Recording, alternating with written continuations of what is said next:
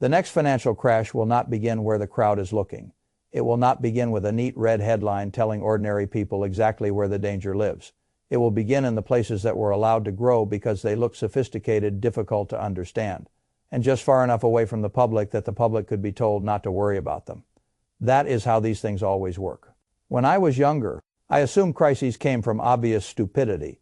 A man borrows too much. A business expands too fast. A bank takes a risk too visible to deny. Then the whole structure breaks. Age taught me something harsher. The most dangerous crises do not grow in plain sight. They grow in the shadows just behind the official system, where yield is higher, disclosure is weaker, liquidity is more fragile, and everybody involved keeps pretending that opacity is the same thing as safety.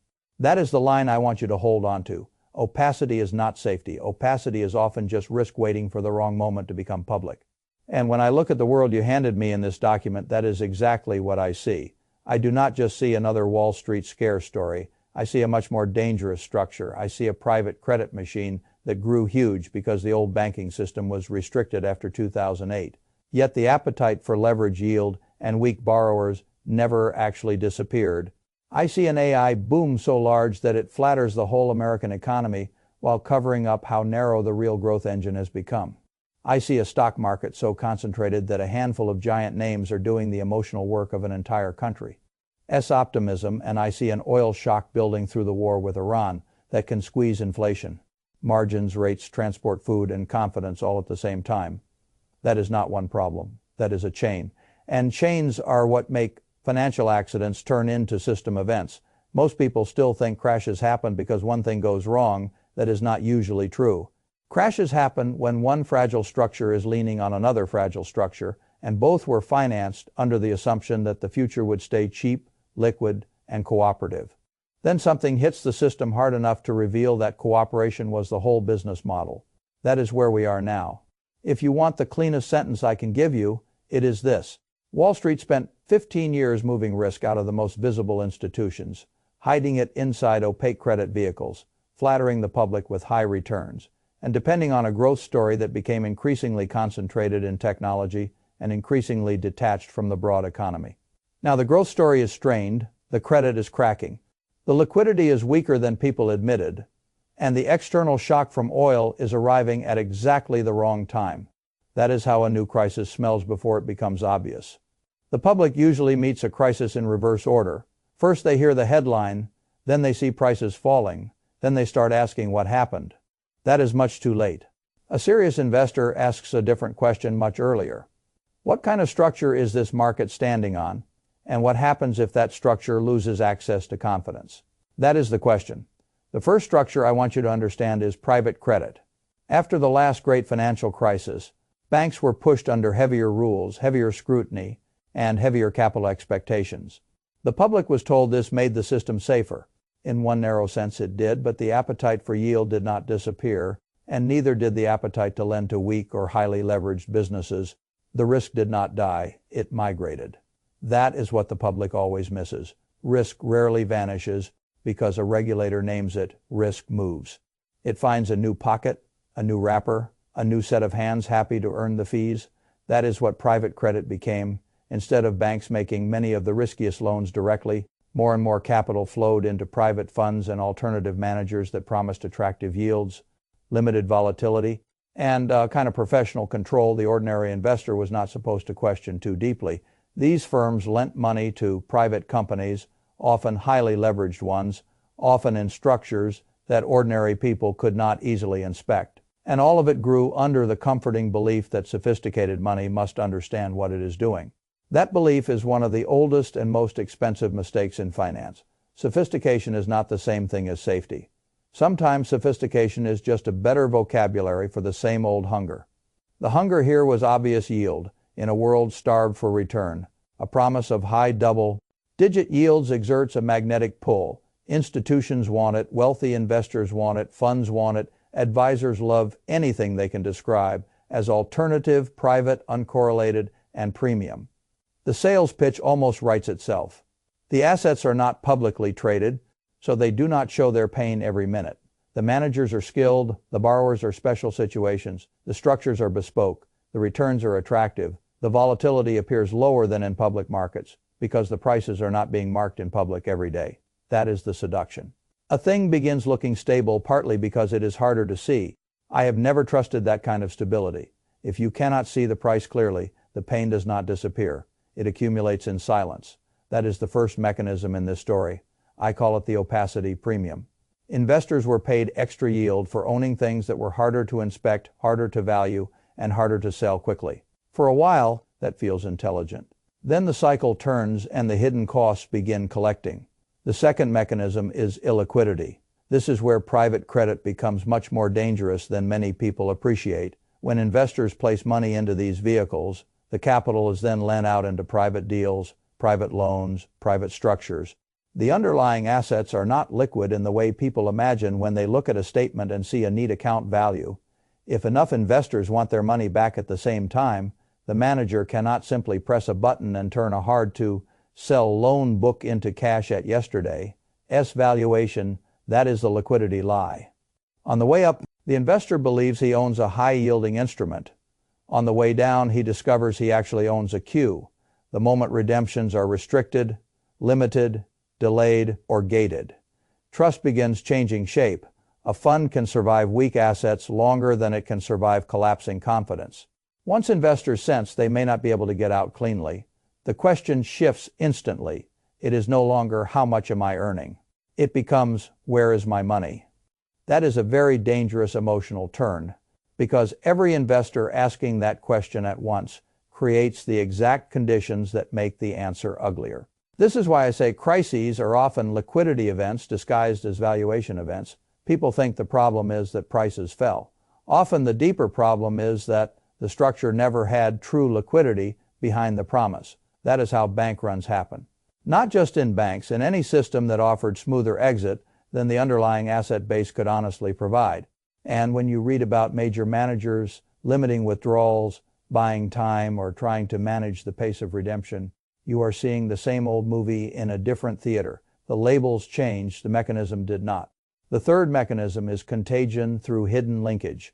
A great many people still comfort themselves with the thought that because private credit grew partly outside traditional banks, any trouble there must remain contained there. That is, Navi finance is full of back doors. The old banks may not have made every weak loan directly, but they still financed the financiers. They still extended credit, relationships, warehousing, leverage, and indirect exposure into the shadow system. If the private credit book weakens badly enough, the damage does not remain in the room where the first bad loan was signed. It travels back through the funding chain. That is what seasoned risk managers smell. They do not wait for the final default tally. They ask who else is tied to the borrower, who financed the lender, who depends on rollover confidence, who is marking illiquid books optimistically, who cannot afford to admit bad news too early, and who is telling the public isolated event while privately checking every exposure sheet on the floor. That is how real crises spread. Not in straight lines, through interdependence. The public was not shown clearly enough while times were good. Now, layer on the fourth mechanism, artificial intelligence, as optics. I need to say this carefully because the public confuses skepticism about a bubble with denial of a technology. I am not denying the technology. I am describing what happens when a real technology becomes the emotional and statistical pillar holding up far too much of the visible growth story. That is a very different thing. America right now is leaning heavily on AI, big technology, and the concentrated market value of a handful of giant companies to tell itself that the growth engine is healthier than broad conditions justify. Capital spending in information processing, software, chips, infrastructure, and related hype has become so dominant that it flatters GDP, flatters sentiment, and flatters market capitalization all at once. The result is that a narrow part of the economy begins doing the emotional work of the whole. That is extremely dangerous, because once a narrow pillar starts holding up too much weight, any weakness there becomes systemically important, even if the underlying technology remains useful in the long run. This is how bubbles work. A good idea gets overfunded, then overowned, then overpromised, then overvalued, then systemically necessary to the story. That last part is what people miss. The problem is not merely that the asset got expensive. The problem is that too many other narratives began depending on it staying expensive. That is where we are with AI and the largest technology names. They are not just stocks anymore. They are mood engines. They are confidence engines. They are the answer people give themselves when they need to believe America is still growing cleanly. But a narrow answer is not the same as a broad economy. And if more than 90% of recent growth is tied to one slice of activity, then you do not have a healthy diversified machine. You have a spotlight. Spotlights are impressive. They are also very easy to mistake for daylight. The fifth mechanism is concentration. I have lived through enough cycles to know that market concentration is almost always flattered until it becomes frightening. The public loves winners, and once a handful of names dominate every benchmark, every pension, every index, every mood, every headline, people start thinking dominance is proof of safety. It is not. Dominance can be proof of narrative saturation. It can be proof that all the easy belief has crowded into the same room. That is what makes concentrated markets fragile, even when the companies are excellent. The issue is not whether the businesses are real. The issue is what happens when too much of the public wealth effect, too much of the retirement optimism, and too much of the passive allocation machine all depend on the same cluster staying elevated. That is a dangerous social and financial condition. Because the moment those names cease to rescue the headline, the whole country has to confront how weak the rest of the story may actually be. Then the sixth mechanism arrives. Oil. This is where the system stops being theoretical. A private credit crack can still be ignored for a while by people outside finance. An AI bubble can still be debated abstractly. Concentration can still be admired as success. But an oil shock moves fast from the terminal to the kitchen. It enters transport, food, fertilizer, logistics, plastics, heating, margins, and inflation expectations. It changes not only what people think, it changes what they pay. That matters because inflation is not just a statistic. Inflation is a behavioral force. Once essentials rise again, the Federal Reserve gets trapped more tightly. Rates cannot fall as cleanly. Distressed borrowers do not get easier refinancing conditions. Weak households do not suddenly become stronger. Private companies financed through expensive and opaque credit do not discover a friendlier environment. In other words, the oil shock does not merely create a new problem. It intensifies the existing ones. That is why I keep talking about chains. Private credit is fragile. AI concentration is overstretched. Valuations are elevated. Then oil arrives and squeezes the room. It pressures margins, it pressures rates, it pressures consumers, it pressures weaker corporate credits, it pressures refinancing. That is how one vulnerable structure begins leaning harder on another. Now, we are no longer talking about a niche Wall Street issue. We are talking about a perfect storm. And once several storms interact, the public gets confused because the headlines never tell a clean story. Is it private credit? Is it AI? Is it the market bubble? Is it energy? Is it banks? The answer is yes. A real financial crisis is rarely monocausal. It is usually a lattice of weaknesses that spent years pretending to be unrelated. This is why the former Goldman chief's instinct matters more than the exact phrase. When people who survived the last major catastrophe start talking about late cycle reckoning, lack of discipline, write-offs hiding in opaque credit, and the smell of another accident, the exact drama of the sentence matters less than the pattern recognition underneath it. These people know how long good times allow weak lending and lazy belief to accumulate. That is the seventh mechanism, cycle amnesia. The longer the system goes without obvious pain, the more money gets put in places that only work if the pain keeps not arriving. That is how discipline dies. That is how weak credits get funded. That is how structures that never deserve generous financing receive it anyway. That is how markets turn from allocators of capital into distributors of optimistic delusion. At that point, the crash is not caused by one bad surprise. It is caused by the slow revelation that the discipline already left the room years earlier. Now, I want to tell you why ordinary people should care about all of this, even if they never bought a private credit fund and never intend to short a single stock. Because when the public is finally invited into opaque structures in the late stages, it is rarely for the public's benefit. It is because the insiders need an exit or at least a broader pool of holders. When policymakers begin talking about democratizing access to complex alternatives, I do not hear generosity first. I hear distribution. I hear the soft language by which risk is moved from sophisticated balance sheets toward people who mistake access for advantage. That is a moral and financial warning sign. The public likes to think financial inclusion always means opportunity. Sometimes it means the street is trying to sell the least liquid thing it still holds to the least prepared buyer who can still be persuaded. That is not democratization, that is dilution of pain. And when retirement money is guided toward opaque, illiquid, hard-to-value vehicles at the same time as stress is emerging in those vehicles. You do not need to be hysterical to recognize the conflict. You only need to be sober. That is what I am asking for here. Sobriety, not panic, not theater, not the cheap thrill of predicting collapse. I do not care who predicts collapse. I care who understands fragility. That is the more useful talent. The public is taught to admire upside. Serious allocators study downside. What funds are promising too much smoothness? What assets cannot be sold when the crowd wants out? What businesses depend on refinancing they may not receive? What narratives are carrying more economic weight than they deserve? What sectors are so overowned that a loss of confidence there would change the whole national mood? Those are the right questions. Now, what do I do with a setup like this? The first thing is simple. I respect liquidity, far more than the crowd does in euphoric times. Cash is not stupidity. Cash is optionality. Cash is the right to wait. Cash is the right not to sell under pressure. Cash is the thing that lets you buy when people with prettier portfolios are being forced to do ugly things. That is why I do not laugh at dry powder when the world is busy manufacturing illiquid promises at premium prices. The second thing is that I do not chase yield where I cannot see the structure.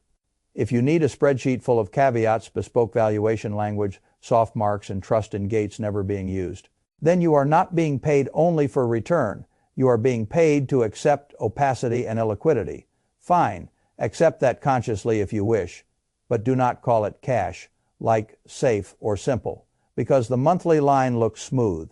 Smooth lines drawn over illiquid assets are one of finance's oldest narcotics. The third thing is that I prefer broad productive ownership over narrow late cycle theater. The public loves concentrated excitement. I prefer durable earning power bought with a margin of emotional safety that can mean boring things, broad indexes, high-quality businesses, balance sheets that can survive a long financing winter, resource and infrastructure exposure that benefits from scarcity without depending on promotional language. A real estate posture based on cash flow rather than fantasy cap rates. You do not need hero trades to survive a crisis. You need survivable positioning. The fourth thing is psychological. Do not let the noise educate you. The closer we get to late cycle strain, the more the information environment becomes a machine for emotional overreaction.